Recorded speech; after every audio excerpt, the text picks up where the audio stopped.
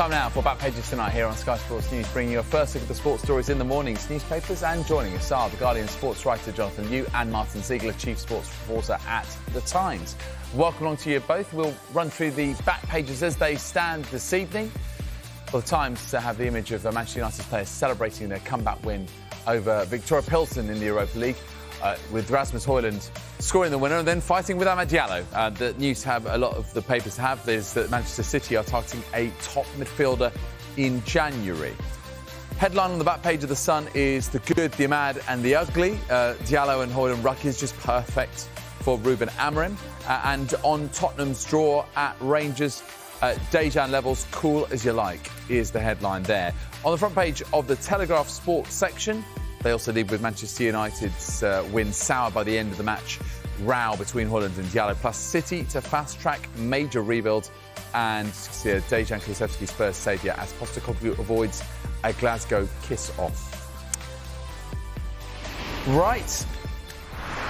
Let's have a chat then, shall we, with Jonathan and with Martin. And let's start off with The Times and Manchester United and this comeback win over Victoria Pilsen. Martin, I wonder, given that Ruben Amorim had lost his last two matches in a row, how crucial was it that they did score that late winner? They did just arrest the recent slide and just start to try and get a little bit more consistency in their performances?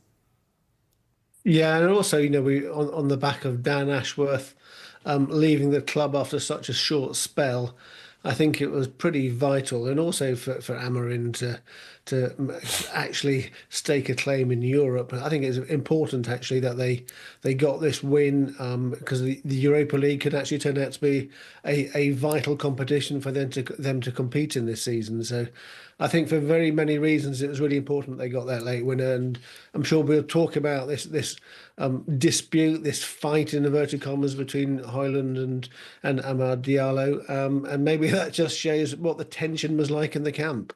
Yeah, let's get straight to that. Yes, I mean, Rasmus Højlund scored the winner, having come on for Marcus Rashford, got two goals. And then this row between them, presumably not passing the ball to one another. What did you make of that, Jonathan? Yeah, I think if you think back to the great United teams of previous decades, there were always kind of frictions and ructions in those squads. Andy Cole and Teddy Sheringham famously didn't like each other very much. Roy Keane with quite a few of his teammates. So it's not it's not a prerequisite for a champion side that everyone has to get on. I do think there is a problem that occurs when these things boil over, and it seems to be quite a minor issue, really. I think Højlund's obviously making a good run. Amad either decides not to play the cross or decides to take it on himself or doesn't see him. It seems a fairly minor thing for them to be blowing up in public on the pitch about. And we've all played five-a-side with these kind of people that after the game's finished, they still want to remonstrate with you for that pass you didn't play or whatever. It's okay, like the final whistle's over, the game's over, just leave it. So I think it's one for. It's okay to have disagreements in a squad, and I think these things are better managed internally, and I think that is where Amorim comes in, because you need a strong coach who can harness that. Amorim talked about it's good when these things happen because it shows that they care, but it is also then down to the coach to harness that energy, that tension, and turn it for positive ends. Yeah, Martin, what do you think of what Jonathan's just said there? And the idea of that this is something that could be useful ultimately for Amorim, and that he can ride on this passion that's in the squad. I think to an extent. I mean, if you look at what happened at the end of the match, I mean, apart from initially Diallo not passing to Højlund, and then it looked a bit of a tit for tat, as though Højlund then didn't pass to Diallo when he was in a good position, as though he'd done that deliberately. I think if things are going to happen like that, especially when the match was quite delicately balanced, I think that's a big issue and something that Amorim's going to have to sort out, because if personalities are clashing, yes, creative tension is good, passion is good, but if it's going to boil over onto the pitch and actually affect goal-scoring opportunities, that can be quite dangerous. But I'm guessing, Jonathan, that this is the sort of I don't know, atmosphere that he wants to try and spark as Manchester United head to Manchester City on Super Sunday. How well set do you think they are to try and take advantage of City's current travails? Well, I suppose there's a danger in that, the way that City are playing right now. It creates almost an expectation amongst United fans that they might even be favourites or something like that, which I don't think is the case. I mean, this is still a really like a gestating team under Amorim. That they're still, I think, quite a long way short of knowing what the best 11 is, which players are ultimately gonna fit for which roles, and which will ultimately need to be moved on. They are still learning the style. I think they're still making mistakes. And Anna, we saw tonight making that error for the Pilsen goal. So I think they are still very much, as we know, a work in progress. And I think the danger, or sorry, the important thing to keep in mind is that even though they are coming up against a City team that's not in the best run of form, they themselves are not exactly they're gonna walk it.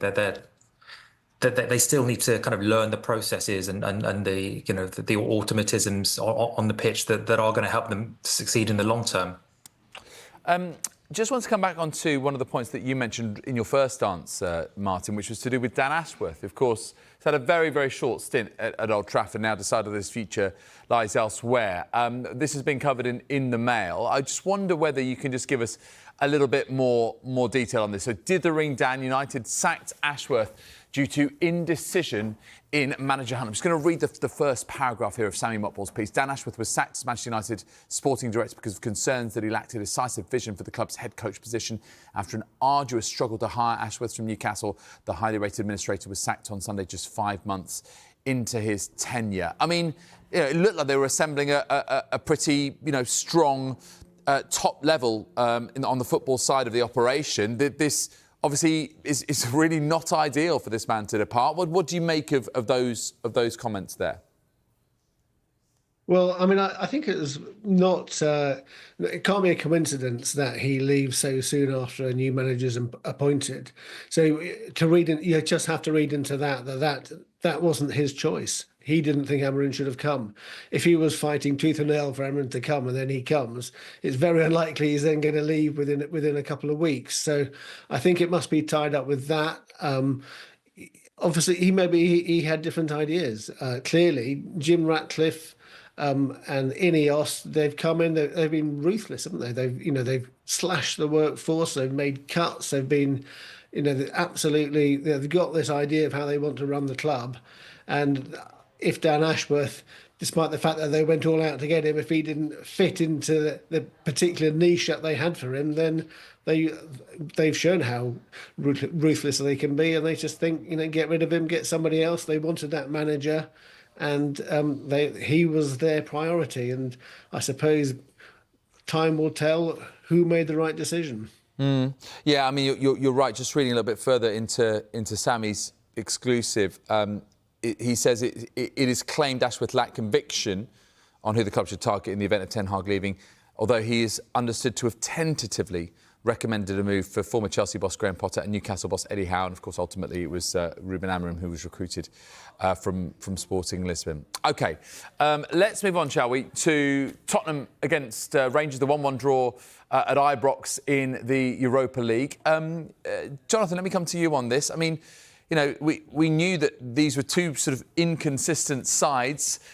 Did it feel to you more like sort of 2 points dropped from Rangers rather than a point gained? I mean, they had Spurs on the ropes towards the end of that game as well. Actually, yeah. I mean, a lot was made in advance of the game of the kind of the relative value or the cost it took to assemble these two squads. I think, Spurs in the hundreds of millions and Rangers in the low tens of millions. But it didn't pan out like that. Spurs were really bad. The Spurs, I think, it's up there as potentially one of their worst performances of the season, even if they did manage to salvage a point in the end, which I think they needed, because it's increasingly looking like they're going to need 2 wins to qualify for that top 8 and avoid the two-legged Europa League playoff in February. So yeah, it did feel. Again, we saw.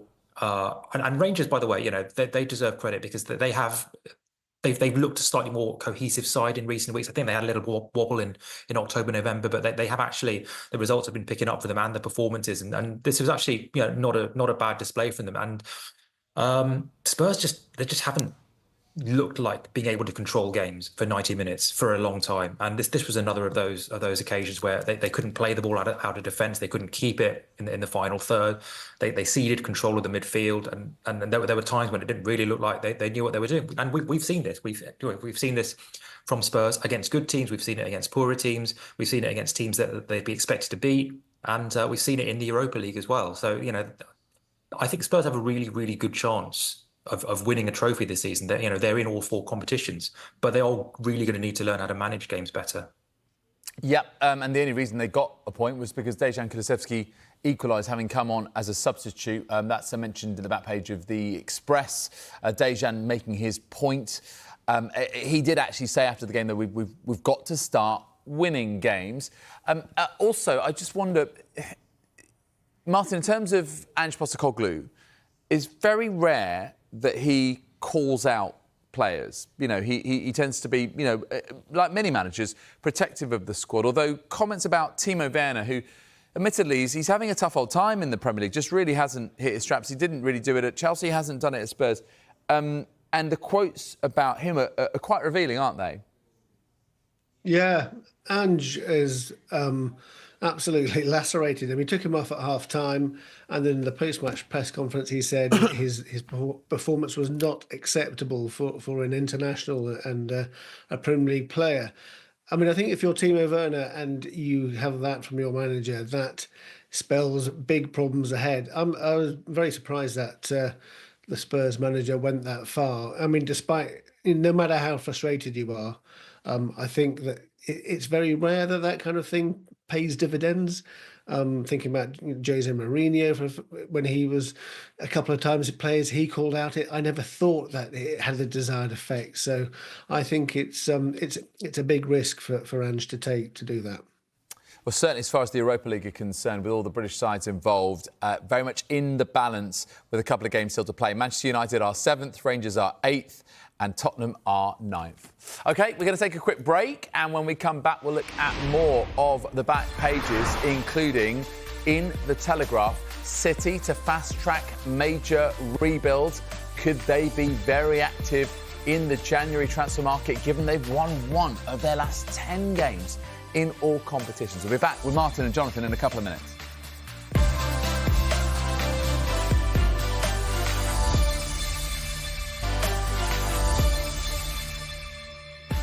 You are watching Back Pages tonight. Welcome back to you at home. Welcome back to the Guardian sports writer Jonathan Yuke and Martin Ziegler, chief sports reporter for The Times. Let's go to the story that all of the back pages are focused on. City set to rebuild in January. Martin, let's go to your paper and chat to you about it. So City target top midfielder champions ready to spend next month and are interested in Florian Wirtz, Bruno Guimaraes and Martin Zubimendi, who, of course, was linked with Premier League clubs in the last transfer window. It feels very much like they have been pushed into this situation, not just because of the Rodri situation and his injury, but the form that they're in, and Pep has not managed to find any reasonable solutions to those problems. No, I think, Manchester City always prefer to do their transfer business in the summer, don't they? So the fact that they're looking to strengthen the side significantly in the January window, I think just shows that there must be a clear feeling that something has got to change. Rodri's been obviously, everybody knows what a brilliant, amazing player he is, but I don't think City were quite prepared for the impact his absence has had, and it's been fairly devastating. Incredible run of form recently, but they still have some absolutely top players, but I think once you're on the slide it's quite difficult to stop it, so perhaps they do need fresh blood to come in and do that. Yeah, Pep's set to splash cash, there it says in the back page of The Sun. I wonder, Jonathan, look at Florian Wirtz particularly, from Bayer Leverkusen. He's been linked with Real Madrid, and we could see potentially in the future, if Carlo Ancelotti makes way, that Xabi Alonso is one of those who comes in, and that would be another linked back to his current player. I wonder how much of a statement signing would that be? It would be, yeah. I mean, we all saw him at the Euros. I watched him quite a bit with Leverkusen.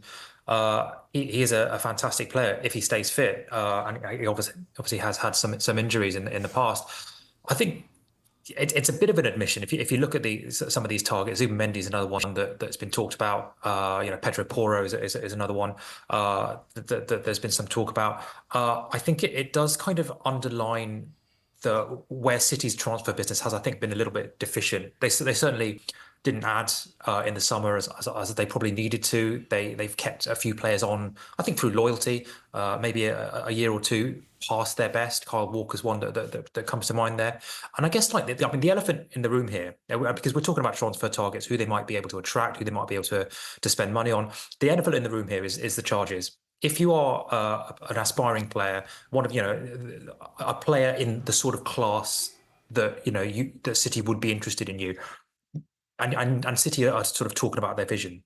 Where are you going to be in 12 months' time? Where are you going to be in 2 years' time? Where are you going to be in 4 years' time? Nobody knows. I think, anecdotally, there's been a lot of evidence that the uncertainty around City, around the proceedings, around what's going to happen to them over these charges, that has fed into, I think, an uncertainty for players, whether they want to commit to a club where they don't really even know what division they're going to be in a couple of years' time. And that is something that City have kind of, made a bed for themselves in escalating this and dragging this out for so long.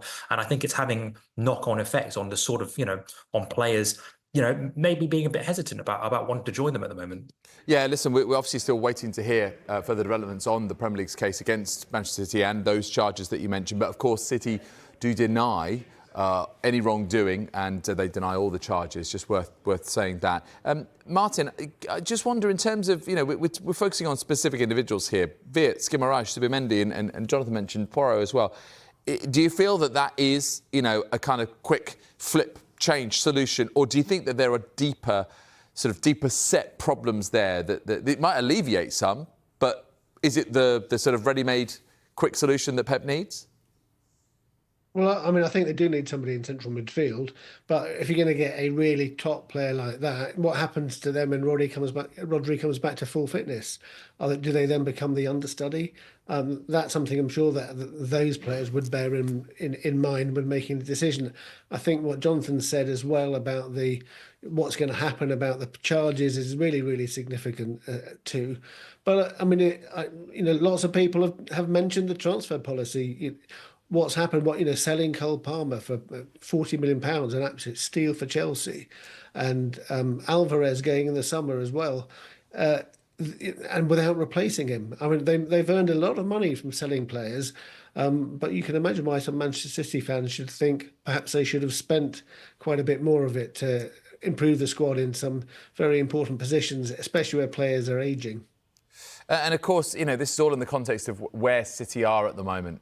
Given that 2-0 defeat to Juventus, given the 2-2 draw against Crystal Palace, where they find themselves now is that they are fourth in the Premier League table. They are 8 points off Liverpool, who have a game in hand on them, remember. And they've got two very tough games coming up. Manchester City take on Manchester United at home this coming Super Sunday, and then the following weekend it is Aston Villa away. I wonder, Jonathan, is there a feeling here? There is so much weight, not just on that first game, but on both of these games. Should Manchester City fail to win them, because these are tough games, could you say that they are out of the title race? Yeah, I mean, I think they probably are if they lose the next couple. I think Liverpool will have a gap that is probably unassailable. Even City, even Guardiola. I don't think any of us have seen the sort of football from them yet that would lead us to say, okay, these guys are conceivable title winners. And then when you add, a numerical points gap, and the fact that there isn't really a chance for a reset, there isn't, a scheduled break until I guess the March international break. The fixtures just keep coming. It's hard to see how they how they manage to pick things up, significantly enough to get themselves back into the title conversation. One other story to mention to do with Manchester City is that of Kyle Walker, who has hit out after he received criticism and racist abuse on social media, on Instagram. And in fact, he screen grabbed the abuse itself. We haven't been showing it here on Sky Sports News, but obviously incredibly upset about it, as you would imagine he should be. Martin, this is not the first time, and it won't be the last time that we hear of these sorts of things on social media. What meaningfully do you think is changing? What needs to be done? Well, I thought it was really good that he didn't just try and brush it off or ignore it. That he actually, as you say, took a screen grab and went public with it. Made it, and because it's so absolutely horrific and horrible, he did exactly the right thing. And I think he should definitely be applauded for that. And I think just by doing that, he's helping to try and tackle this problem because it does put money pressure on the authorities. It does put pressure on the social media companies and the law enforcement people as well to try and find out who's doing this and take action. What's your view on that, Jonathan? I think everyone keeps saying Meta, who obviously are the owner of the Instagram platform, needs to do more. That maybe it should be linked to identification. We haven't really seen much movement on this situation with similar cases up until now. What do you think needs to change? Yeah, I mean, we could talk about this for an hour. We've probably got like a minute or two, right? But the one thing I want to mention is data. There are organizations, there are bodies, there are law enforcement bodies who are trying to get to these platforms and try to profile where this abuse is coming from, who's sending it, where they are demographically, what sort of circumstances, what sort of accounts they're coming from. And the tech companies, obviously, they're very, protective of their data, but they've actually been quite, in a lot of cases, quite hostile or reluctant to help out law enforcement and bodies, academic organizations that are trying to study this problem. And if we don't know what this problem is, if we don't have a grasp on the scale of it, then we can't fight it. And that is true any form of abuse across social media or, in fact, in society at large. Finally, let's just have a look at the back page of the Express because Chelsea beating Astana. This is the 3:30 p.m. kickoff our time. Slightly caught me unawares. Martin, it was obviously a very young side, 9 Juventus Maresca's players, 21 or under, who played in this game. And, they proved that they can cope with minus 11 degrees out in Kazakhstan. Yeah, they certainly look very chilled in every aspect. Maresca's what he's come in and done actually has been excellent because to go and take a completely second string side, get them to perform really well, difficult conditions, very long flight, 8 hours or something like that. It's brilliant because also what it means is that the other players are going to be fresh for when they play against Brentford at the weekend. And they are looking really, really good. So they can fight on the European Conference League front and it barely affects them in the Premier League. And he's doing so well. Yeah, it's a long old trip back from Astana, but it's a 7 p.m. kickoff for Chelsea against Brentford on Sunday evening. OK, gents, we're going to have to leave it there. Thank you very much indeed to Jonathan and to Martin.